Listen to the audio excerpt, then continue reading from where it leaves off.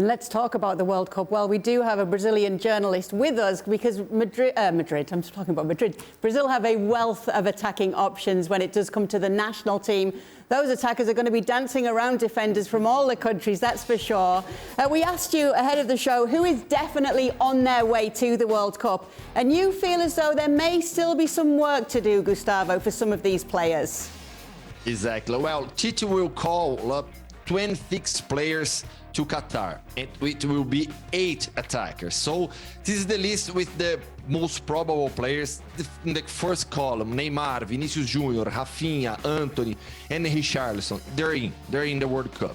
Gabriel Jesus, he wasn't called up for this for the next 2 matches that Brazil will play now. But what I know, the info that I have, is that Gabriel Jesus will be called up, and he's playing an incredible football this season for Arsenal. And Rodrigo will probably be in also. Rodrigo this season is every match he has some decisive goals and assists. Rodrigo will probably be in. So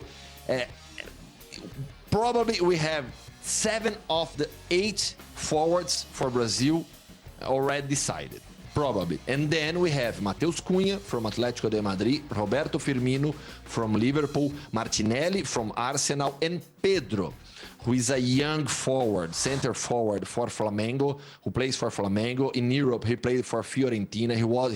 He didn't have many success here in Europe, but in Brazil, he's playing very well, and he's a center forward. Tite, the Brazilian head coach, he misses a center forward in this team. So today, I could tell you that Pedro is the main favorite to be the 80th forward for Brazil. But Tite always says that the doors are open. Actually, the doors are open and the options for Brazil are very, very, very strong. We saw in the almost in category there, Gabriel Jesus and Rodrigo. If you could only pick one, if you were Chiche, who are you going for? Wow. Wow. Do you know what? While you think... Well, I think last year it would have been a simpler answer. Although Rodrigo was coming off the bench a lot, you know, Gabriel Jesus was playing, but not in the position he is now. And maybe that was a big part of the reason for moving, was one, to get out of that bubble at Man City and be the main man again, and 2, with the World Cup coming up. So but Rodrigo has been a game changer. I'm going to say Gabriel Jesus, just. I agree. I think Gabriel Jesus, as an out-and-out striker playing through the middle, I think he's been absolutely fantastic in that role for Arsenal, and provides something different from the options that Tite already has in his squad. Gustavo, what position would Gabriel Jesus be playing for Brazil? It's an interesting story because Gabriel Jesus, when he began playing, he was a center forward. But then we had the 2018 World Cup when he didn't play well there. He really didn't play well. After that, he decided not to play as a center forward, and he started playing as a right forward for Brazil and also for Manchester City.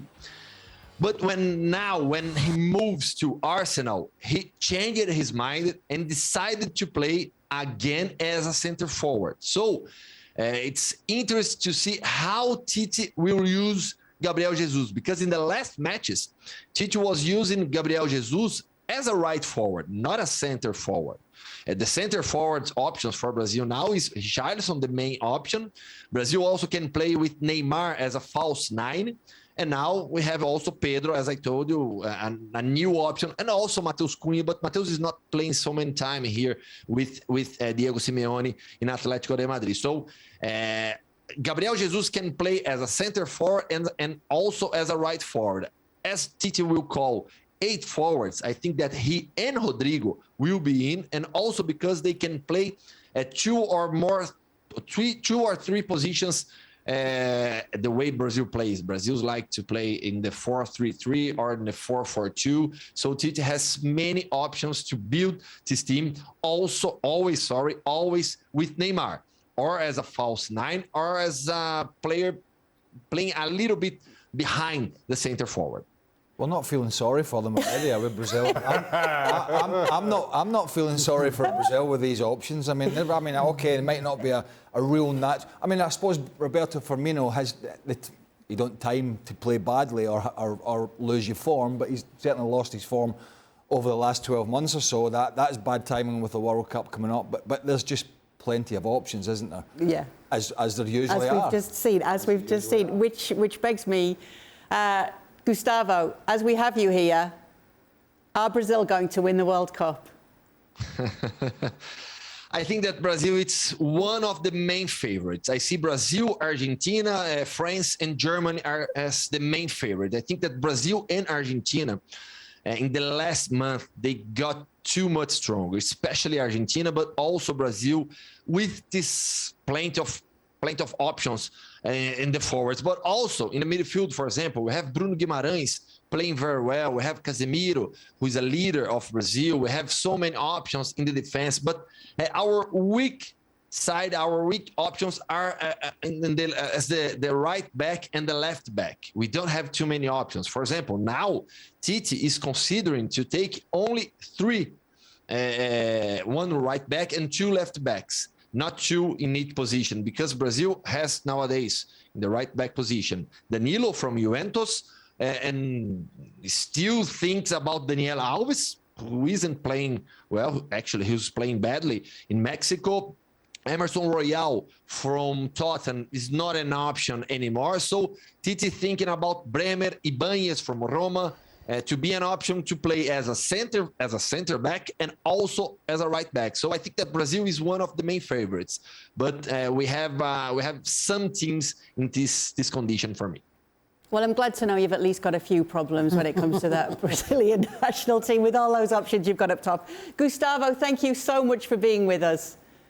Thank you. It was a pleasure. Make sure to go and check out our YouTube page for a lot more talk on La Liga. Head on over to ESPN FC. Well, thank you very much for watching ESPN on YouTube. For more sports highlights and analysis, be sure to download the ESPN app. And for live streaming, premium content, and let's not forget as well, ESPN FC 7 days a week. Subscribe to ESPN Plus.